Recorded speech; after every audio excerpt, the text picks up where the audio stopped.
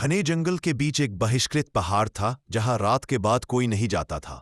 कहा जाता था वहां एक दानवी रूप का किंग कॉन्ग रहता है और उसकी परछाई भी मौत लाती है। पूरे जंगल में रात के समय अजीब आवाजें आती हैं, पेड़ों के टूटने की, जानवरों की चीखें और भयानक दहाड़े।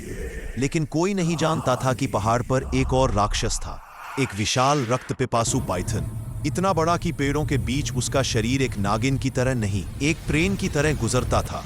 एक तूफानी रात जंगल के जानवर भागते हुए दिखे। उनके पीछे था पाइथन, जिसकी आंखें खून से लाल थीं और दांत चांदी के भाले जैसे। वो हमला करने ही वाला था कि हवा फटी। किंग कॉन्ग ने दहाड़ मारी। दोनों राक्षस आमने सामने, बारिश, बिजली, रात और आतंक। पाइथन कांप उठा, लेकिन डर से नहीं, लालच से। उसे जल्द ही समझ आ गया, अगर वो किंग कॉन्ग को खा ले तो वो अकेला इस जंगल का दानव राजा बन जाएगा। वो फुफकारता हुआ अंधेरे में गायब हो गया।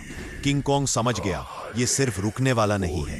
अगली रात जंगल में मौत की शुरुआत हुई। हर जगह जानवर गायब होने लगे, पेड़ गिरने लगे, चीखे। फिर आखिरकार वो रात आई।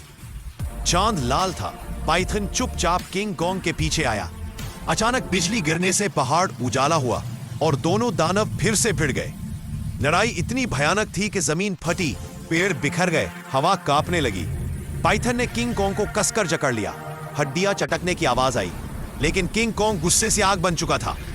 उसने पाइथन का जबड़ा दोनों बाहों से पकड़कर खींचा और चीख के साथ जमीन पर पटक दिया। पाइथन की चीख जंगल में गूंजी। वो मरने से पहले फुसफुसाया, तुम जंगल के राजा नहीं, जंगल का श्राप हो। तभी कुछ अजीब हुआ। पाइथन की आत्मा काले धुएं की तरह किंग कॉन्ग के शरीर में समा गई। किंग कॉन्ग की आंखें लाल आग बन गईं। उसकी दहाड़ सुनकर पूरा जंगल कांप उठा। अब जंगल में एक नहीं, दो राक्षस थे, किंग कॉन्ग का शरीर और पाइथन की आत्मा। और उस रात के बाद कोई भी जंगल में वापस कभी नहीं देखा गया।